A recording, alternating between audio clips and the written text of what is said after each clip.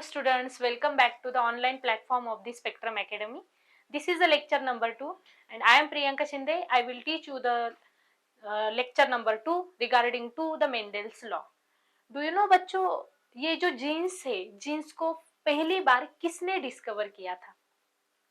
जो हम आज कहते हैं हमारे बॉडी में जो कैरेक्टर आए हैं हमारे पेरेंट्स से आए हैं, तो ये किसके थ्रू आए हैं? आज हम कहते हैं जीन्स थ्रू आए हैं, तो ये जीन्स को पहली बार किसने डिस्कवर किया? Okay, so let's start with the very amazing lecture number 2, that is the Mendel's law of inheritance in the chapter principle of inheritance.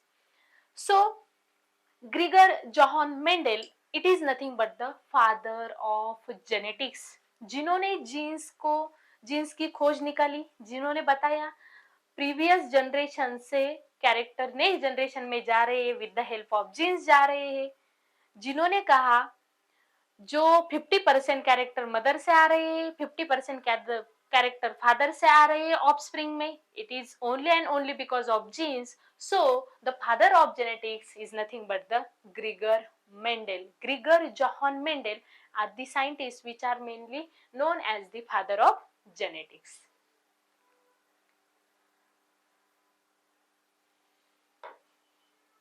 सी बच्चों, ये जो ग्रिगर जॉहन मेंडेल साइंटिस्ट था ना, इन्होंने कौन से प्लांट पे डिस्कवरी की थी?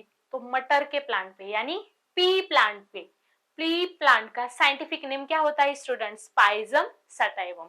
What is the scientific name of the pea plant? That is Pisum sativum. तो ये ग्रिगर जॉहन मेंडेल ने क्या किया बच्चों? इन्होंने एक्सपेरिमेंट कंडक्ट किया. लेकिन ये एक्सपेरिमेंट कैसे थे? Hybridisation, very important students regarding to your exam. So Mendel mainly conduct the experiment which are based on hybridization. किसके बेस पे किया बच्चों? हाइब्रिडाइजेशन के बेस पे किया. और किसके ऊपर किया? तो ग्रीन पी के ऊपर किया. And the scientific name of the pea plant is the Pisum sativum. ये भी क्वेश्चन आ सकता है, कितने दिन, कितने मंथ या फिर कितने इयर्स तक इन्होंने एक्सपेरिमेंट किया? तो इन्होंने 7 इयर्स तक ये एक्सपेरिमेंट किया. कौन सा एक्सपेरिमेंट किया बच्चों? हाइब्रिडाइजेशन का एक्सपेरिमेंट किया. किसके ऊपर किया? पाइजम सटाइवम प्लांट के ऊपर किया. और कब से कब किया? ये एक पीवाईक्यू आया था स्टूडेंट नीट के एग्जाम में, very important. Mendel perform hybridisation experiment in dash dash years. कौन से साल से कौन से साल तक किया? तो 1856 से लेकर 1863 तक मेंडेल ने ये जो हाइब्रिडाइजेशन एक्सपेरिमेंट था ये परफॉर्म किया था पाइजम सटाइवन प्लांट के ऊपर. और इसके बाद जिनकी खोज निकाली इन्होंने, जिनको डिस्कवर किया कि वन जनरेशन से कैरेक्टर नेक्स्ट जनरेशन में जा रहे हैं, with the help of genes जा रहे हैं.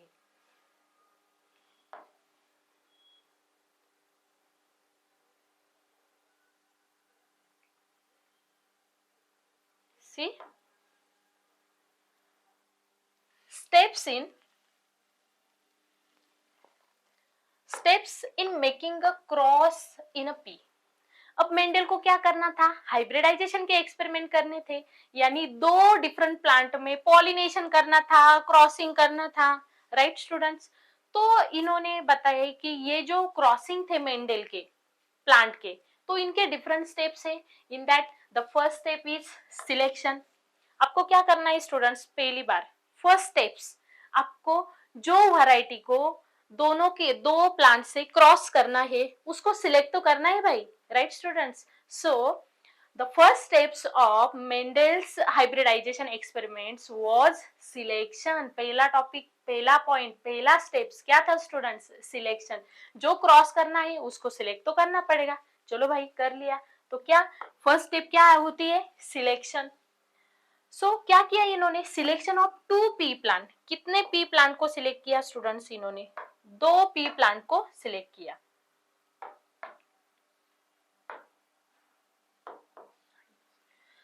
सो selection of 2 pea plants with contrasting character. देखो स्टूडेंट्स, मुझे भी 2 स्टूडेंट को अगर सिलेक्ट करना है तो मैं ऐसे सिलेक्ट को चूज करूंगी जिनमें कुछ अलग कैरेक्टर है, यानी कोई होशियार है, किसी में ग्रास्पिंग पावर ज्यादा है, किसी की राइटिंग अच्छी है, ऐसे ही स्टूडेंट को मैं सिलेक्ट करूंगी, राइट स्टूडेंट्स। तो मेंडल ने यही किया, इन्होंने दो प्लांट को सिलेक्ट किया, पी प्लांट को, ऐसे प्लांट लिए जिसमें पेयर ऑफ कॉन्ट्रास्टिंग कैरेक्टर्स थे, यानी क्या थे इसमें, कॉन्ट्रास्टिंग कैरेक्टर प्रेजेंट है, ऐसे दो प्लांट को एक दूसरे के साथ क्रॉस किया। तो ये हो गई students first step, that is selection. Now moving towards the second, that is emasculation. क्या है students, emasculation, very very important. Emasculation का मतलब क्या होता है students, see what is mean bye emasculation.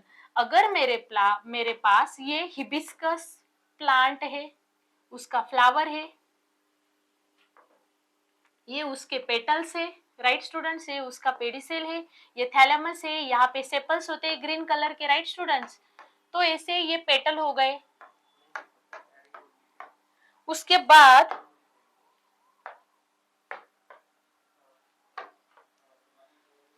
ये एंथर भी है इसमें, ये क्या है बेटा, एंथर यानी स्टैमेंस भी है, मेल रिप्रोडक्टिव पार्ट भी है इस फ्लावर के पास, यानी ये बाइसेक्सुअल फ्लावर हो गया। और इसमें स्टैमेंस है, इसके बावजूद इसमें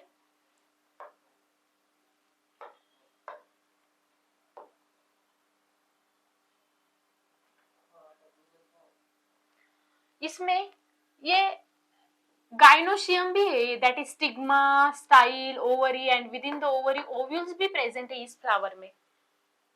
तो हम क्या करेंगे, यानी मेंडल ने सेकेंड स्टेप में इमास्कुलेशन किया बच्चों। What is mean bye emasculation, तो इन्होंने ये जो बाइसेक्सुअल फ्लावर था पी प्लांट का, तो इनमें से एंथर को रिमूव कर दिया, ये एंथर नहीं रहेंगे, एंथर को क्या कर दिया बच्चों, रिमूव कर दिया। अब बचा हुआ ये जो फ्लावर है आपके पास,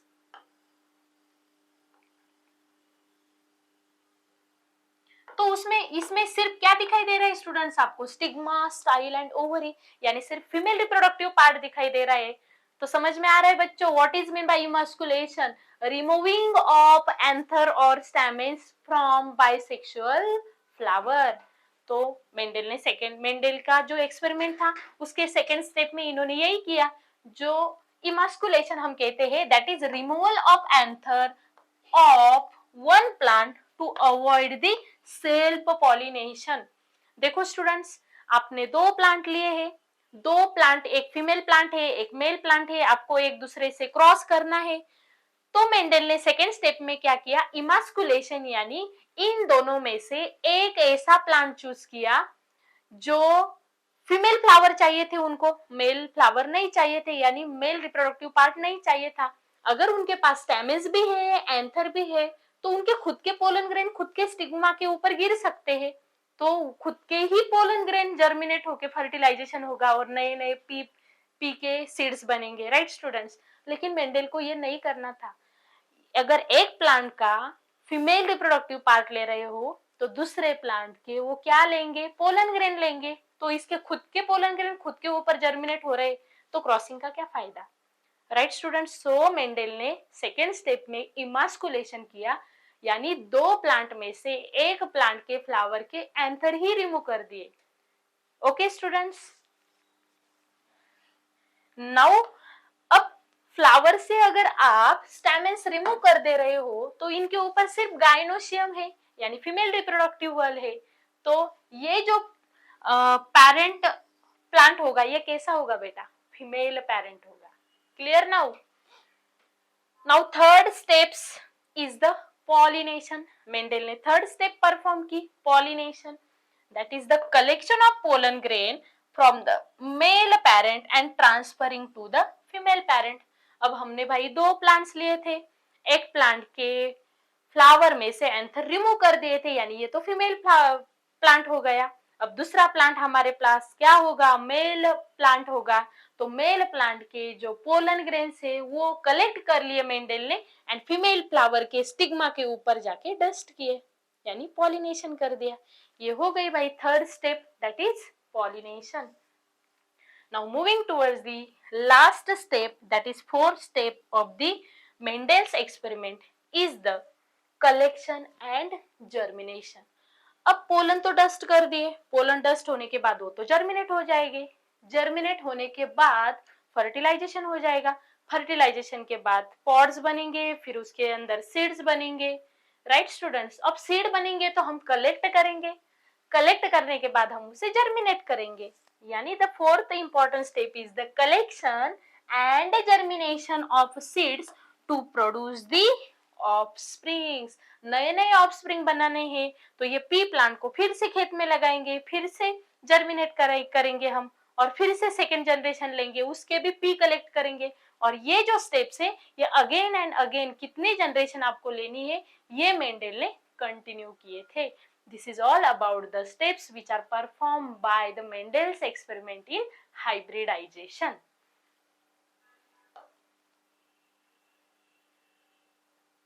Now see the very important chart in this chapter, that is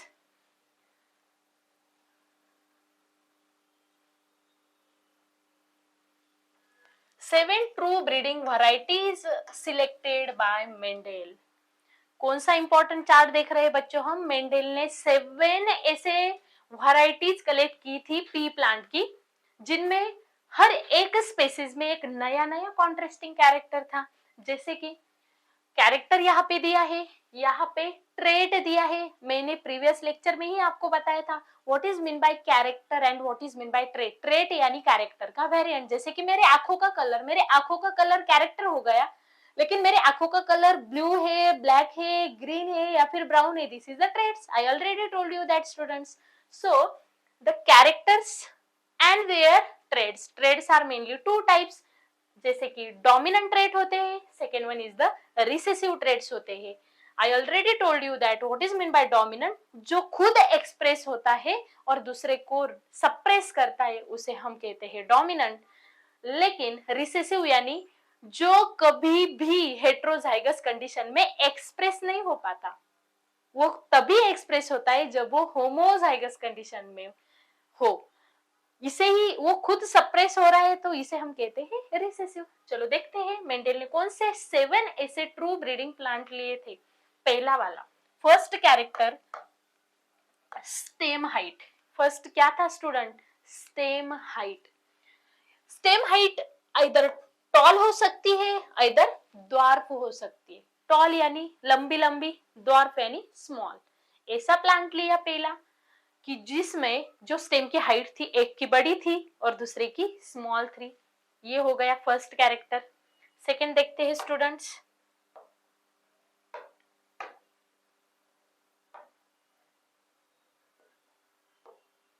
second, flower position.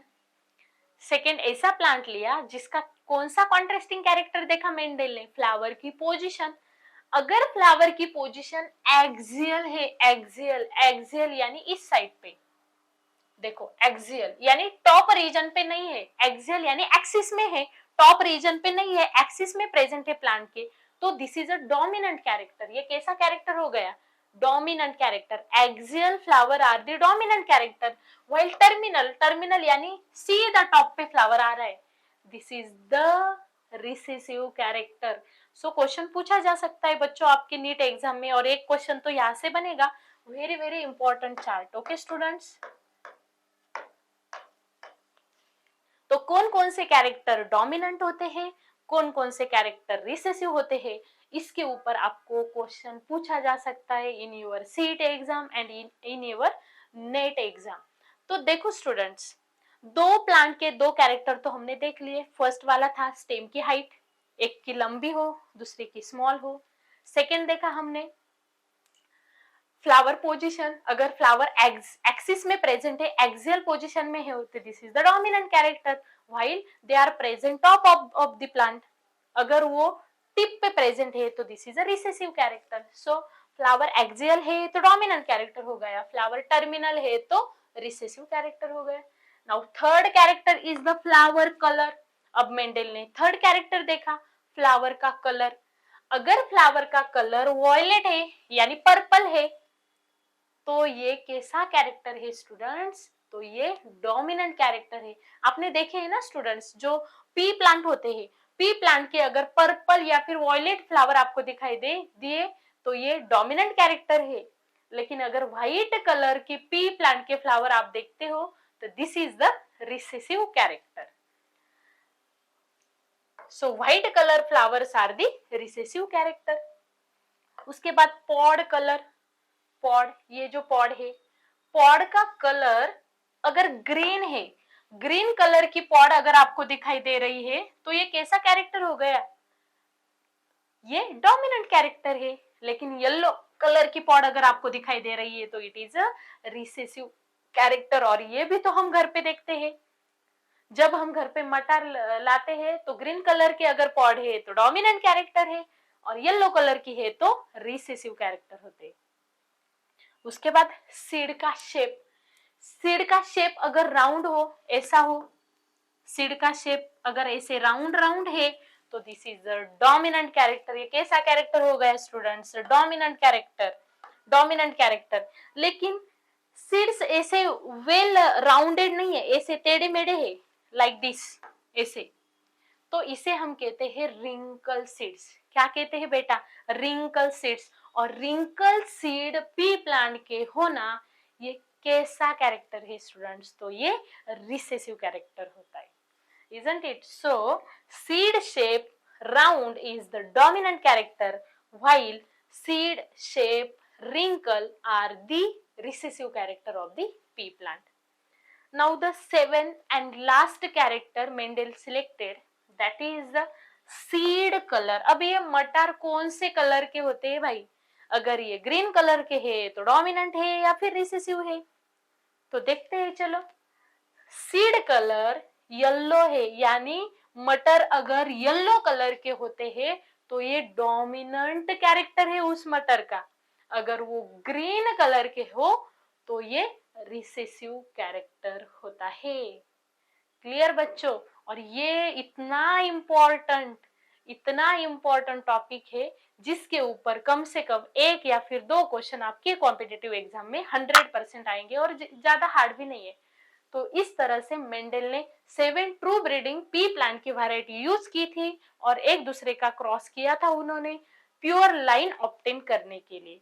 तो पहला कैरेक्टर देखा स्टेम हाइट, सेकेंड था फ्लावर पोजीशन, थर्ड था flower colour, then pod shape, then pod color, after that seed shape and seed color.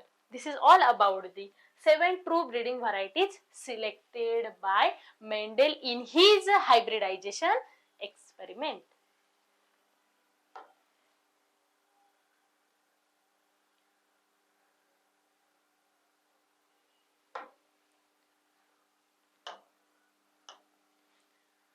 Now moving towards the next, that is the inheritance of one gene.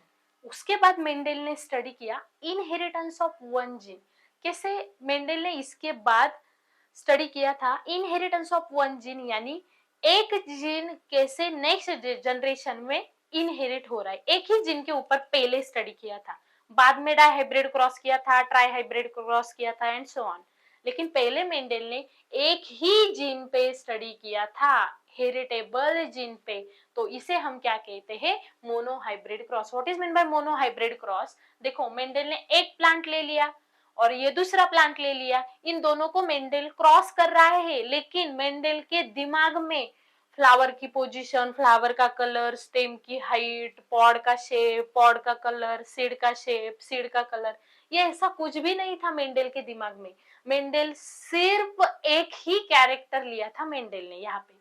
तो यहाँ पे आपके सामने ये बहुत अच्छा एग्जांपल दिया है। ये बड़ा वाला प्लांट दिख रहा है, ये स्मॉल वाला प्लांट दिख रहा है। चलो बताओ मुझे ये कौन सा कैरेक्टर लिया? Pod shape, pod colour, seed shape, seed colour, stem height. चलो बताओ स्टूडेंट्स जल्दी। Yes yes yes, good. तो क्या लिया था मेंडल ने स्टूडेंट्स यहाँ पे? Stem height. ये तो आपकी आंखों के सामने अभी अभी बताया मैम ने। तो ये मेंडल ने क्या किया? एक टॉल प्लांट लिया, सेकेंड वाला डॉर्फ प्लांट लिया और एक दूसरे के साथ क्या किया? क्रॉस किया। So cross between the tall plant and dwarf plant. Now see the what is mean bye mono hybrid cross? Mono का मीनिंग क्या होता है स्टूडेंट? मोनो यानी एक, सिंगल, मोनो यानी single. So a cross involving two plants differing in one character pair. देखो Mendel ने ये दोनों प्लांट ले लिए, एक टॉल था एक ड्वार्फ था, ये दो प्लांट भले ही दो प्लांट है यहाँ पे, लेकिन उनमें से एक ही कैरेक्टर मेंडल कंसिडर कर रहा है इन हिज एक्सपेरिमेंट, एक ही कैरेक्टर पे फोकस कर रहा है ना स्टूडेंट्स, सो इसे कहते हैं हम monohybrid cross. Example, Mendel cross tall and dwarf P plant. तो क्या किया बच्चों मेंडल ने, एक टॉल प्लांट लिया, एक ड्वार्फ प्लांट लिया, एक दूसरे के साथ क्रॉस कर दिया to study the inheritance of one gene. क्यों मेंडल ये सब क्रॉसेस कर रहा है, मोनोहाइब्रिड क्रॉस कर रहा है, क्योंकि एक ही जीन के इनहेरिटेंस का मेंडल को स्टडी करना था। तो यहाँ पे दिया है, कौन सा भी एग्जांपल ले लो, यहाँ पे एक एग्जांपल दिया है, stem height tall plant cross with dwarf plant, यहाँ पे yellow colour P plant cross with green colour P plant. कौन सा भी एग्जांपल आप ले सकते हो, जैसे कि cross between yellow seeded P plant with green seeded P plant. लेकिन ये दोनों भी केस में मेंडल ने एक एक ही कैरेक्टर पे स्टडी किया है, ज्यादा नहीं। Then it is nothing but the monohybrid cross.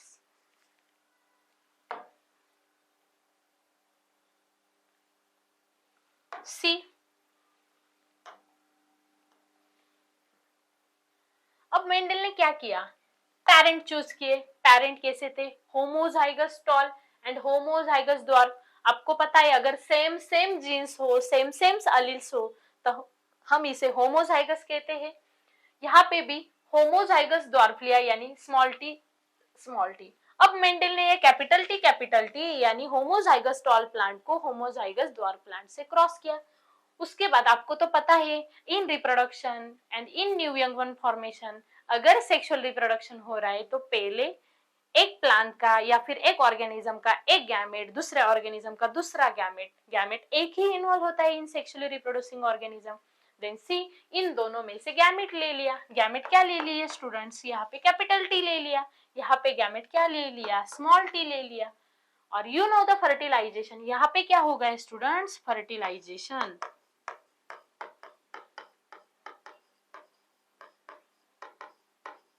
Fertilisation होने के बाद ये दोनों भी गैमेट फ्यूज हो गए और यहाँ पे बन गया F1 जनरेशन।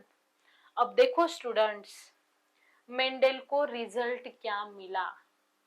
अगर ये मेंडल नहीं होता ना तो हम क्या बताते, यहाँ पे टॉल प्लांट को अगर हम ड्वार्फ वैरायटी के साथ क्रॉस कर रहे हैं तो यहाँ पे अगर हमारे सामने कैपिटल टी स्मॉल टी आ रहा है तो ये प्लांट मीडियम साइज का होगा।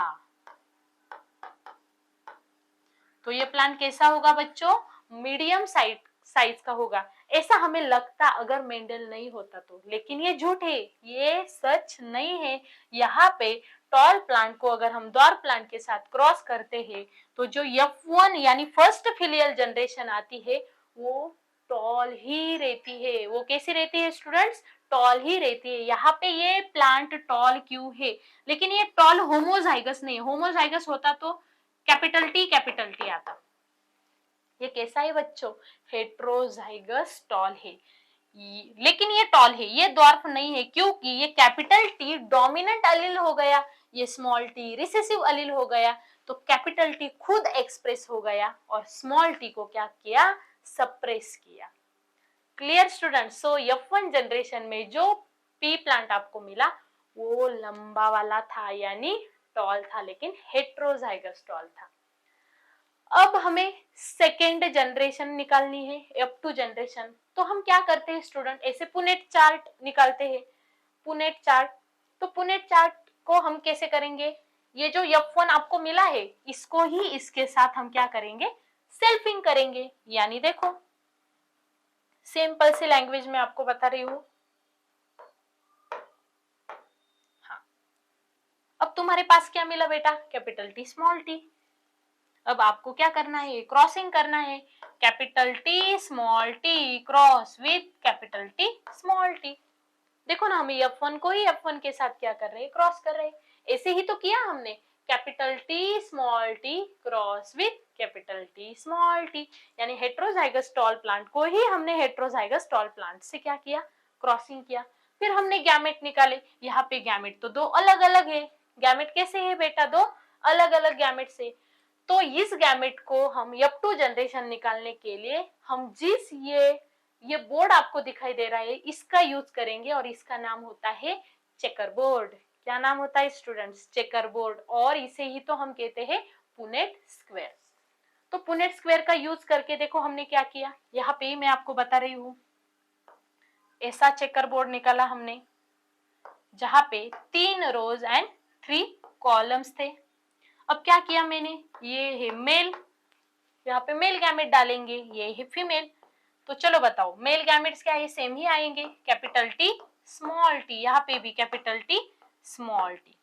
अब देखो स्टूडेंट्स इन दोनों को क्रॉस करो तो क्या आएगा, कैपिटल टी, ये दोनों को क्रॉस करते हैं तो क्या आएगा, कैपिटल टी यहाँ से, स्मॉल टी यहाँ से। यहाँ पे क्या आएगा, same capital T small T, तो यहाँ पे क्या आएगा, स्मॉल टी स्मॉल टी। यही बोर्ड मैंने यहाँ पे राइट करके दिया है आपको। कितना इजी है स्टूडेंट्स, देखो। तो आपको इस पूरे चार्ट में 4 ऑफस्प्रिंग मिले। इनमें फर्स्ट क्या था स्टूडेंट्स, कैपिटल टी यानी टॉल था। सेकंड क्या था, टॉल ही था लेकिन हेट्रोजाइगस टॉल था। थर्ड भी टॉल ही था लेकिन ये भी हेट्रोजाइगस टॉल था, कैपिटल टी स्मॉल टी। और फोर्थ वाला जो आपको मिला वो क्या था स्टूडेंट्स, द्वार्फ था, क्योंकि इनमें जो जीन्स थे वो होमोजाइगस रिसेसिव यानी स्मॉल टी मिले। क्लियर एवरीबॉडी, कुछ भी हार्ड नहीं है स्टूडेंट्स, और ये भी बहुत इंपॉर्टेंट टॉपिक है इस चैप्टर का। तो मोनोहाइब्रिड क्रॉस, तो इसका एक्चुअली हम रिजल्ट देखते हैं F2 जनरेशन का। तो आपको ये रिजल्ट मिलता है स्टूडेंट्स। इस पूरे चार्ट में हमें अब निकालना है मोनोहाइब्रिड का फिनोटाइपिक रेशो, और हमने प्रीवियस लेक्चर में ही देखा what is mean by the phenotypic ratio of monohybrid cross. तो क्या देखा यहाँ पे हमने, फिनोटाइपिक यानी बाहर से आपको कोई ऑर्गेनिज्म कोई प्लांट कैसे दिखाई दे रहा है। तो आप मुझे ये बताओ इस पूरे चार्ट में कितने टॉल प्लांट है, चलो देखते हैं, काउंट करते हैं। ये फर्स्ट टॉल है, ये सेकेंड टॉल है, और ये थर्ड टॉल है। तो 4 में से कितने टॉल मिले बच्चों, टॉल कितने मिले, 3। तो द्वार्फ कितने मिल रहे, only single offspring will be द्वार्फ।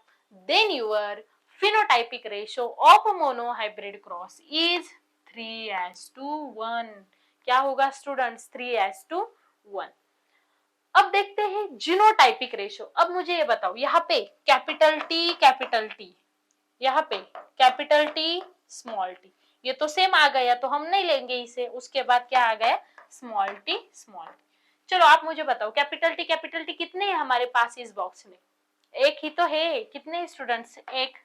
लेकिन कैपिटल टी स्मॉल टी यहाँ भी है, यहाँ भी है, देखो ये भी है, ये भी है, तो ये 2 हो गए, और स्मॉल टी ये भी एक ही तो है।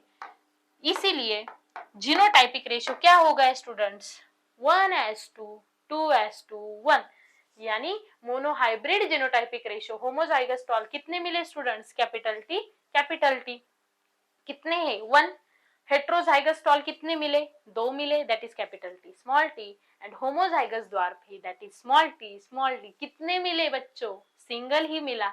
सो the genotypic ratio of monohybrid cross is 1:2, 2:2, 1, and this is nothing but the monohybrid cross which are performed by the Mendel. Okay students, chalo now enough for the day, we will discuss next topic in next lecture. Bye students.